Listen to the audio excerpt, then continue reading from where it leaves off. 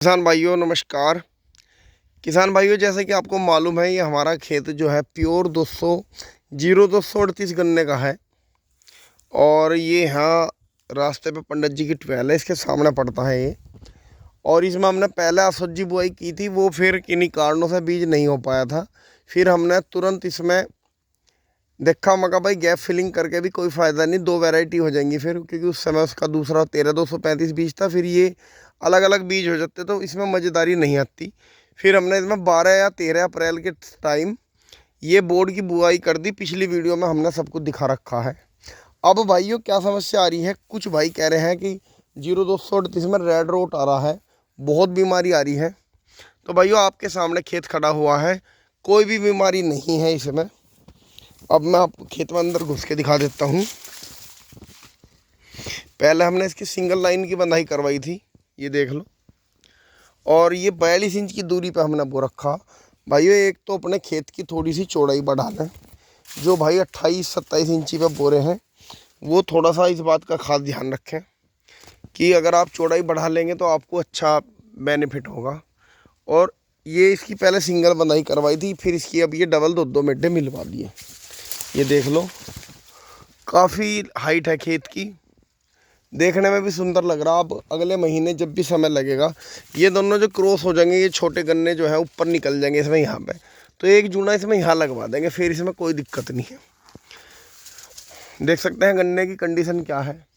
दोस्तों हमने अपनी वीडियो के अंदर एक दूसरा हमारा चैनल है, बड़ा चैनल किसान की सोच, उस पर और बबलू पूनिया जो यूट्यूब चैनल है, इस पर जो हमने दवाई डाल ली वो हमने इसमें सारी दिखा रखी है। क्या क्या डाला हमने, 0 से डाल ली थी। अब ये देख लो गन्ने की क्लास कितनी है, गजब गन्ने की मोटाई देख लो। और गन्ना कैसा जा रहा, बिल्कुल ऊपर, रुकने का कोई नाम नहीं। पूरा फुल हरापन है खेत में। अगर हरापन है तो समझ जाओ अभी गन्ना जो है और भी बढ़ेगा। और ये जो है कम से कम 15 ये 10-15 नवंबर से हल्का सा डाउन होना शुरू हो जाएगा, क्योंकि 38 जो है थोड़ा सा ठंड में कम बढ़ता है, तो अगले महीने थोड़ी ठंड वजह से बढ़ जाएगी तो ये कम हो जाएगा। भाइयों इसमें हमने शुरू में कुछ भाई जब हम झोट्टा ले आया था, क्योंकि हमें इसमें वो लेने की ज़रूरत पड़ रही थी, जो क्या कहते हैं उसको, पावर टीलर। तो भाइयों वो समय पर पावर टीलर नहीं मिल पाया था, तो इसकी वजह से इसमें बहुत ज़्यादा घास हो गई थी। फिर हमने तत्काल में ही एकदम एक झोट्टा लिया था, बेचारा बहुत कमज़ोर सा, वो लेकर हमने इसकी कल्टीवेटर से जुताई करवाई। फिर हमारे ठेकेदार इसमें नड़ाने लग गए थे। बहुत भाई कह रहे थे कि मतलब ये नहीं होने का बिल्कुल भी, इसमें तो आप डंड गए तो खेत फंस गया, मतलब हर तरह का। जिस भाई के दिमाग में जो बात आ रही थी वो इसे ही कह रहा था। तो भाइयों हम बात सुनते रहे और करते रहे जैसा, और परमात्मा पर हमने छोड़ते रहे। मका जी जो होगा परमात्मा मालिक है। अब आपके सामने देख लो खेत की क्या कंडीशन है। सारा खेत जो है बिल्कुल बढ़िया खड़ा, चारों चूड़ हो रहा जी एक सार, बिल्कुल कहीं कोई दिक्कत नहीं है इसमें।